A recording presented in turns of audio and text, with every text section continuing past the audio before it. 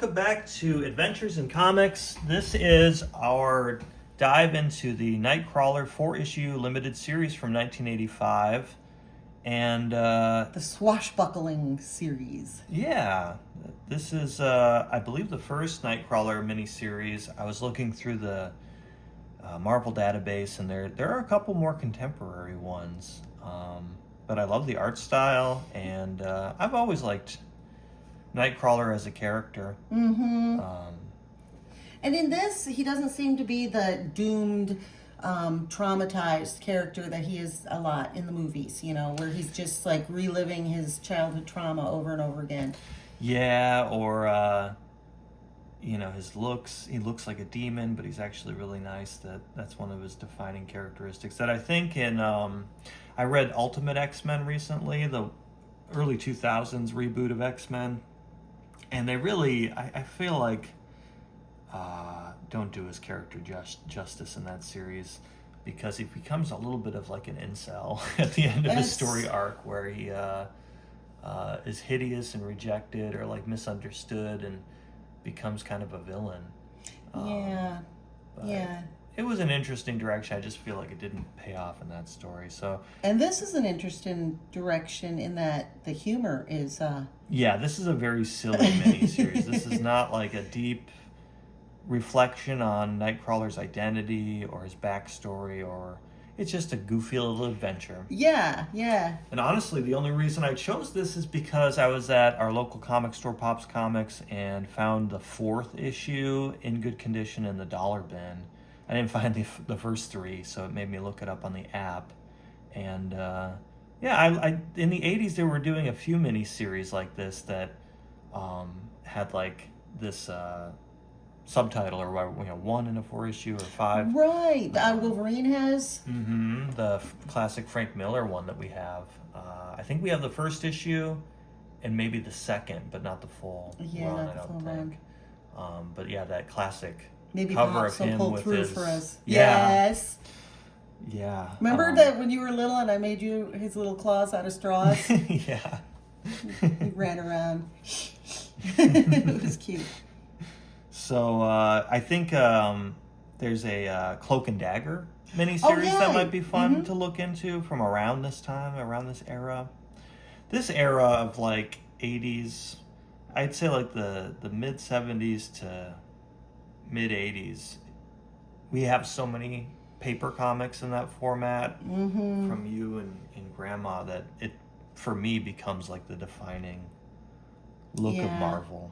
And I remember when I was reading this, it brought back some of the issues of like Spider-Man, where they were light and funny, and you just loved him because he made a joke out of everything. And it was just, I remember being a kid and just really enjoying laughing, during like it's really silly to say that you laughed out loud, but truly, you're sitting there reading and you're laughing along with Spider-Man. Lolling. I think part of the nostalgia is the colors. Yeah. Contemporary comics have really impressive digital coloring and everything, but there's something about this palette that invokes the nostalgia. So it's just Ilyana Rasputin, Kitty Pryde, and Kurt Wagner. And Lockheed. And Lockheed, don't forget Lockheed. Do you remember Ilyana Rasputin, Magic with a K? Yeah. That's another miniseries that we actually have in paper. I think it's a 6-issue, maybe. That would be fun to do. Do you remember anything about her character? When I first opened this and started reading, I'm like, oh, Ilyana. I had to really search the old gray matter there to remember her, but I did. She barely matters. She's there as a sidekick to Kitty Pryde, and Kitty Pryde barely matters in the story. We check in with them in the control booth quite a lot. Yeah. As they go, oops, and click I guess I think Nightcrawler like has a crush on her, or they're like, she joined the X-Men, and I think like initially was really scared, of people like Nightcrawler, the more freakish mutants, and then they became friends. I think she's in a relationship with Colossus in this continuity, or at least like has a crush on him or something like that. in the Chris Claremont era, it becomes much more relationshipy. I was reading the original Stan Lee ones, and there's a little bit of that between Marvel Girl and Cyclops, and then Iceman and Beast have like these two girls they meet up at the malt shop with, and they always have to be like, "Oh, I'm sorry, I gotta leave," and they're like, "You'll be lucky if you get another date with me, Hank McCoy." And they have to come up with some flimsy excuse, but it's not as like soap opera-y as right. and I say that in a good way because I think it gives the characters more depth to have like interpersonal drama and stuff. But Ilyana is Colossus's younger sister, who I think originally he was saving from like a plow or something when he manifested his powers for the first time, and then she becomes like a supernatural mutant, or I think Satan or some kind of demon abducts her, and nowadays she looks like an anime character. Yes. They still make her character, and she's got like a big old Final Fantasy sword, like a huge, improbably large or wide sword, broadsword, and she's all decked out in like anime goth mystic armor. So I don't know what they've done with her character in more contemporary times, but she's got a Michael Jackson shirt on. Right. It's odd that Kurt feels like such an outsider, because I feel like that if I in real life were faced with meeting people like mutants and stuff, the only thing about him that would kind of be a little bit unsettling would be the tail. If it like moves like a cat's, like just kind of that would. But anything else, the blue. Well, you learn to read a cat's emotions through its tail, so it'd be weird to be talking to somebody and their tail's like go straight up contradicting what mood they're portraying or something. It'd be a little awkward. True. And the 2 finger hands and feet, 2 toes. Yeah, that doesn't seem. He's pretty weird looking. Yeah. One thing I will say is a little bit of a cop-out. This is how we start this story. Is he's in the danger room, and he's specifically doing a routine that's like not teleportation based. So that's his, for this story, how much is that boggy in the window? A lot of silly puns in this. So it's I was wondering, going back, is it it's got to be boggy, because the pun wouldn't work if it was bogey or something like that. And the title of the next one is a pun. I think all 4 have a boggy pun, if I remember. But so this is relevant because of the story. He's not going to teleport very much. And that's kind of a cop-out to me. I understand that the teleportation is a really strong power. And so letting him use it, it's hard to write around that and like give him convincing obstacles and conflicts. Like if I was the writer, I'd be like, dang, why doesn't he just teleport away from this, that, or the other, So you got to come up with limitations. I just would love to see them come up with creative applications of the teleportation, then shut it down completely. Like push yourself to be like, can you use it in a way that some other writer hasn't had him use it yet? Has he fought anybody who could do things to negate his teleporting power? Like say he teleports, but somebody is like a mind reader manifester, so they know where he's teleporting because he has to before see he even gets there. Yeah, and I think they've had him do that. Changes it to a cube full of water. Ooh, and then that would be harsh. He'd get wet. His fur would probably stink. But if he went to take a breath... I'm trying to think where the image is coming from, but I definitely remember him teleporting and like somebody reaches out and grabs him as soon as he manifests. Like they know where he's going to teleport. I'm trying to think if it's like one of the Apocalypse movies that... I don't know if you watched that live action Apocalypse X-Men movie. It wasn't very good. Really? I think they had Oscar Isaac be Apocalypse. It was the same continuity as the Fox Dark Phoenix movie that was kind of like meh. Yeah. I mean, it was all right, but it's not amazing. So anyway, that's all to say he's not going to teleport. Not my preference. I'd rather see a creative obstacles or applications of the teleportation than just like right around it. Yeah, me too. But I don't write comics. It's easier said than done. But I can understand why he wants to practice these dangerous scenarios without teleporting, just in case. Keep his skills sharp. Yeah. Yeah, because not only is he a teleporter, he's like a gymnast, like Olympic level athlete. So we see that as these heat-seeking missiles are chasing him. They have indoor missiles. It's crazy. It's like, good thing I guess they could kill him, because they're like, I think in portrayals there's like the safe version of the danger room, but then they can take the safeties off or something, depending on the So they have a guillotine gate. So it's like, do you really want to go to a school where you could die in the gym? True. And like, I feel like something's going to go wrong. It just takes the wrong button, as we see, to really mess things up. The danger room sounds cool when you're a kid, but it just sounds terrifying. Yeah. So, when you're born with a tail, you learn to go through doors fast. That was funny. So we're seeing him display his agility, and he's going to towel off. And they're like, why do you do your no BAMF routines? BAMF, of course, being the noise I guess it makes when he teleports. I mean, your power is permanent. It doesn't come and go. That's true enough. Catchin'. That's the one they thing always about have them Kurt. insert, like, every few sentences, you're going to get one German word in there. Yeah. Just to Or remind Austrian. you. Yeah, there you go. And yet, I've already had one adventure where I wasn't able to teleport. We're getting the setup to his adventure. It was quite some time ago, before either of you joined us X-Men, and we get to see the Vanisher. It's one of the worst villain character designs in terms of his costume. Yeah, that's horrible. Do you know about the Vanisher? His first appearance was in Uncanny X-Men #2. So we start off with, I think, X-Men #1 is versus Magneto. And they go from the high classic character of Magneto to the Vanisher, who has some kind of, it looks like a reptile's hood or like frill. It's just some weird costume. And he's a similarly powered mutant. He has teleportation powers like Nightcrawler, but he's evil. And he, in his first appearance in Uncanny X-Men 2, in, 1965, I think, or 66,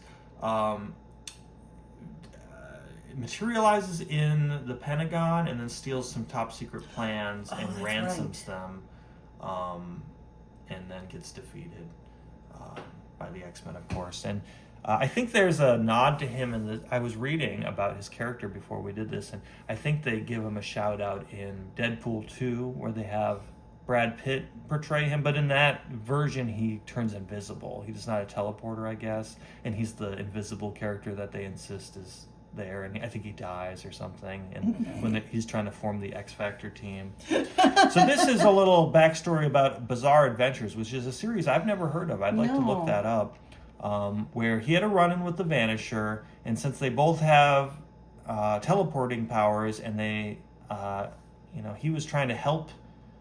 He was trying to help the Vanisher escape from Dark Star's force field. Her dark force power trapped him like half in this world and half in another. And when they made contact, they got teleported to this well. It's very strange. Misadventures, or what is it called? It's like a... This is the well at the center of time. Yeah. A bizarre metaphysical phenomenon that exists simultaneously in all times and worlds and dimensions. Now, why? You got to ask, Kitty, what the hell? Everything. She's such a troublemaker. Ooh, let's see if we can make it. Why? Why would you even... You didn't even finish telling his story. And you're like, let's make that thing I've just heard of now. Yeah, exactly. It's irresponsible. She is something I like this else. swirling drawing, though, as they summon it. And he says, Unglaublich. That's what I would probably say, too. Unglaublich. Wow, is that it? I did it. Aren't I great? Let's go down and see it. Hot dog. There's a lot of hot dogs Yes. in this. I think every issue has someone exclaim hot dog. Was that a thing in the mid-'80s? To just hot dog. I mean... Is it hot dog or hot Hot dog? dog. Like with the emphasis on the dog? Hot dog. Yeah. I feel like that's like a southern thing. Hot dog. So Should be. It turns out that this Danger Room version of the well at the center of time is the real thing. So Lockheed, of course, has to go investigate. I always liked Lockheed. I Lockheed know. flies too close, and some kind of tentacle grabs him, pulling him into the well. And at the Kurt, center of time. of course, has to jump. And why is Kitty not up at the control booth? I mean, why are they down there? Why were boots with the collar so popular back then? I guess that goes back to Captain America. So yeah, Nightcrawler's going to jump in after. He gets pulled in by the tentacles himself, and they dematerialize. Oh, no. The well, it's collapsing. Oh no. Kitty. Dies ist unmöglich. Unmöglich. So I've never studied German, if you couldn't tell. Ja. That is a really cool splash page. I love the detail. Poster. Yes. This is such a, with the beak and tentacles, it's like a War of the Worlds alien or something like that. Yeah. Unglaublich. We're miles high over some alien landscape captured by some gas bag squid thing. First thing is to move. So he's going to get a couple bamfs in there. And he finds that the texture of this alien is hard for him to adhere to. Usually he's, can parkour off of walls and like, I don't think he has like a sticking powder like Spider-Man, but he's very attuned to his physical world. He's got a good grip. Yeah. Yeah. So poor Lockheed. Lockheed's trying to bite out of the tentacle, and then he tries to blast it. He can do fire breathing, like quite a bit of fire breath, right in the squid thing's face. The results are spectacular. Oh. That's one panel edit that I think, reading digitally, sometimes the animation gives it a little emphasis that's nice. Yeah. So now he's dropping. He says, what am I supposed to do? Take flying lessons? And Lockheed bites onto Nightcrawler's tail and tries to fly with him. So he's trying. Yeah. That's a pretty funny panel. I like that one. Oh, that's got a sting. And they spy an airship of some sort. He says, "Es ist ein Segelboot." A sailing ship in the sky. In an instant, the blue-skinned mutant and his scaly passenger teleport across the intervening airspace. I love the design of the ship, though. The colors. These orange pirates. And he materializes on the ship only to crash through the deck. So they take that as a hostile act, and Lockheed's cursing, doing all sorts of symbols. "I tell ye, it's an attack. Belay that, ye clot brains. Something fell out of the sky all right, but it looked like some sort of figure."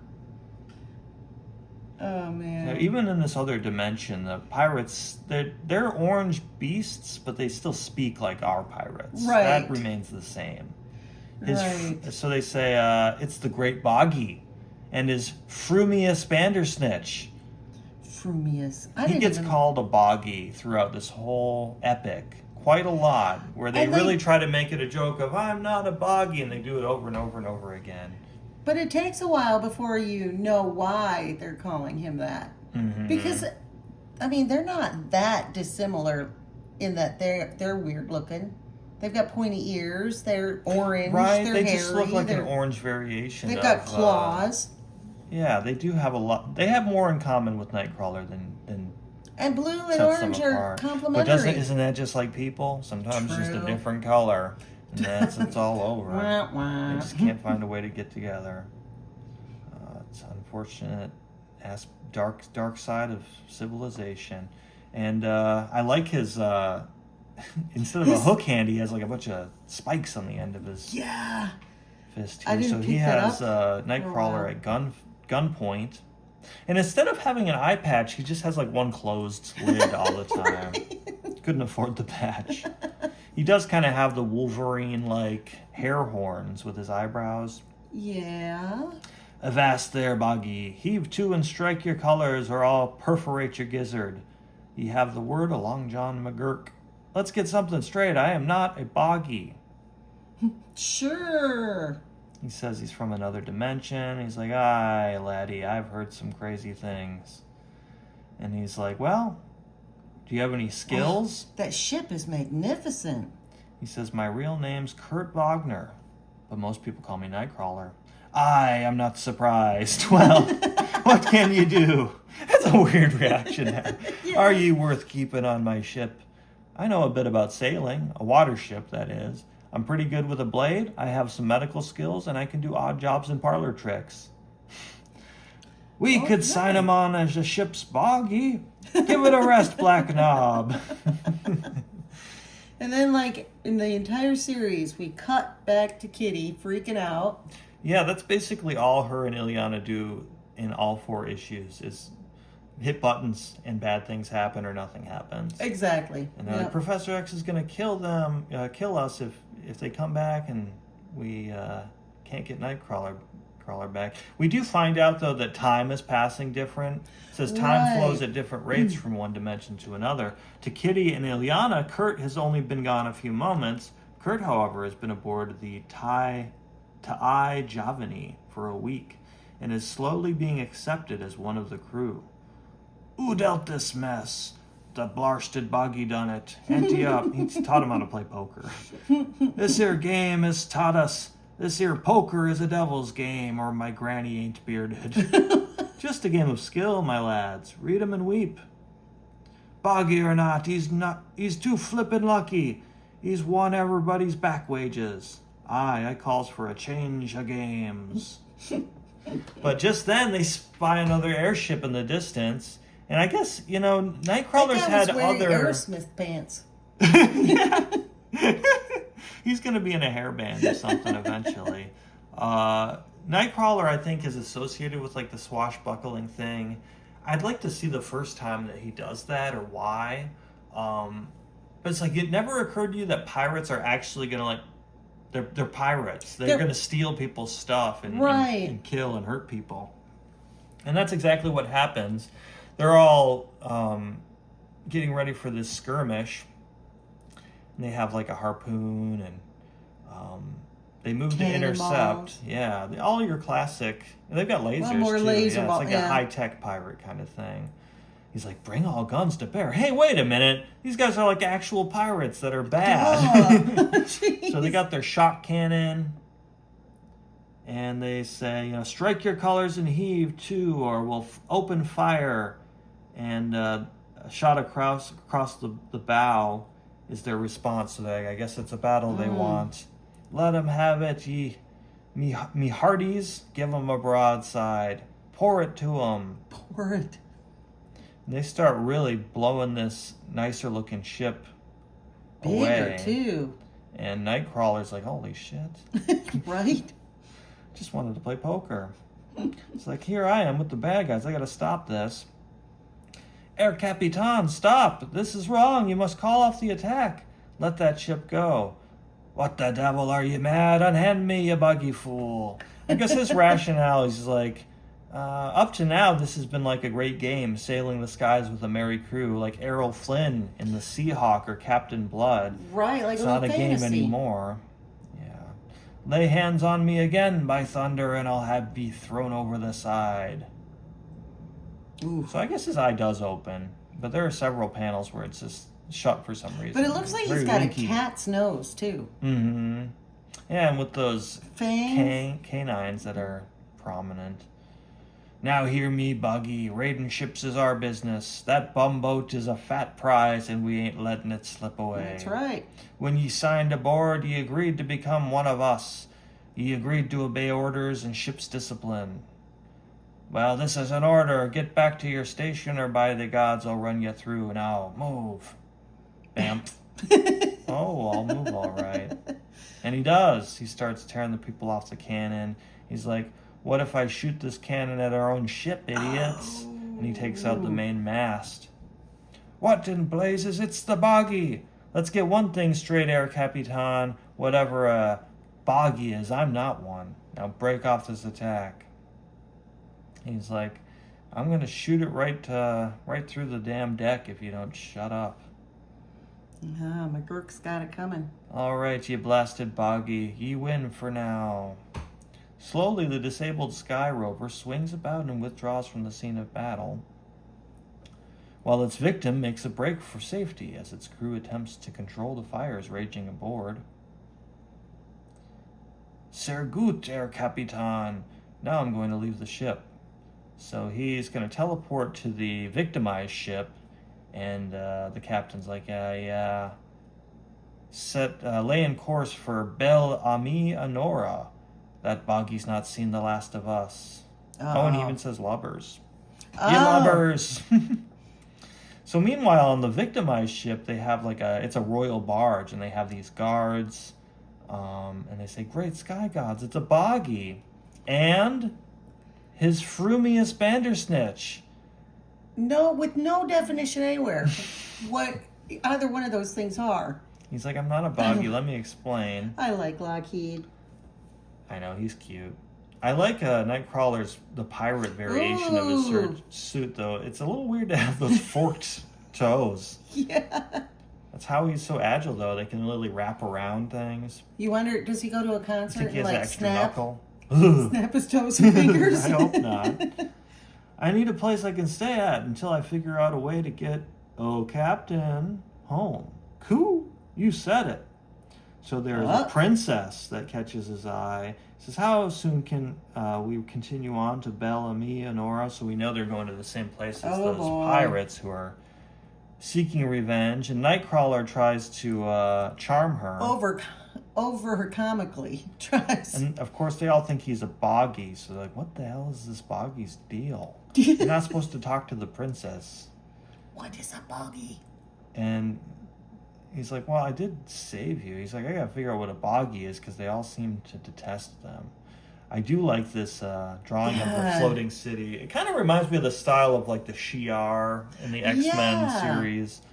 So the ship's gonna dock at this fantastic floating city and start repairs. Yeah, so he's gonna try one more time to introduce himself and explain he's not a bogey.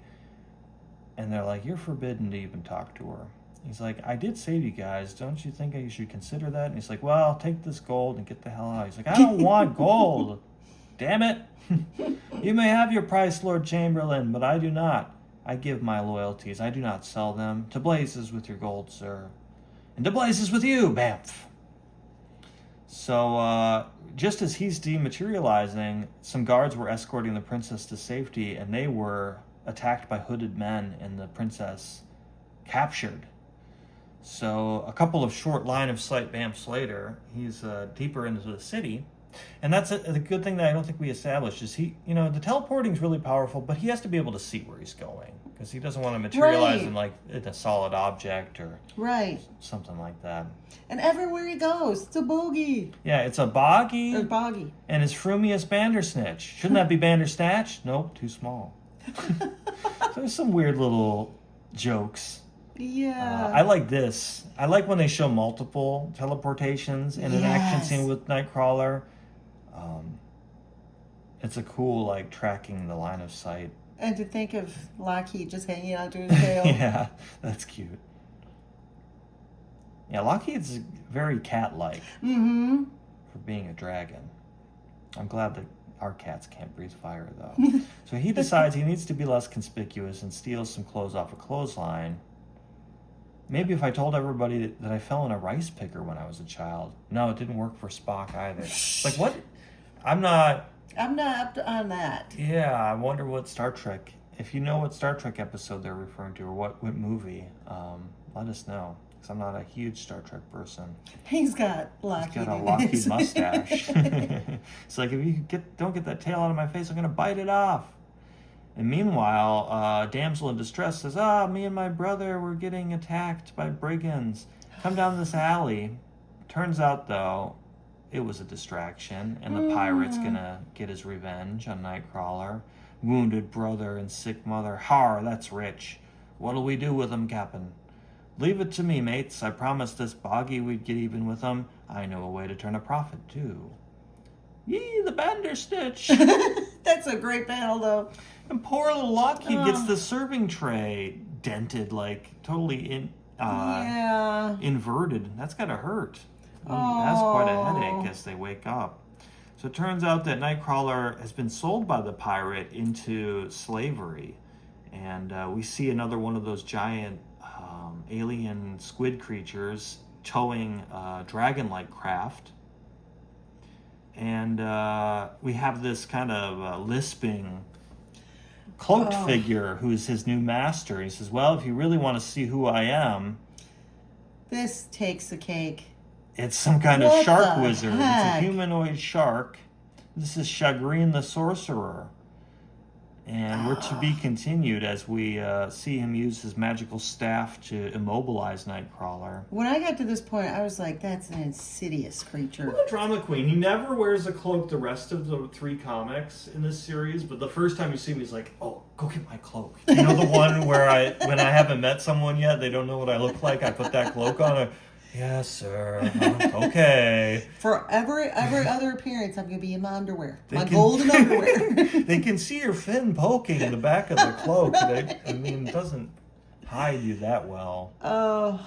So that's kind of silly. And then we're going to see next a boggy day in London town. London town. There's a London is the city they're going to go to, and that reinforces it's got to be boggy because like a foggy, it's got to rhyme with the pun. So yeah, if you enjoyed this podcast, give us a comment about that Star Trek reference in particular, and we'd love to hear what you'd like to see us read next. And thanks for watching.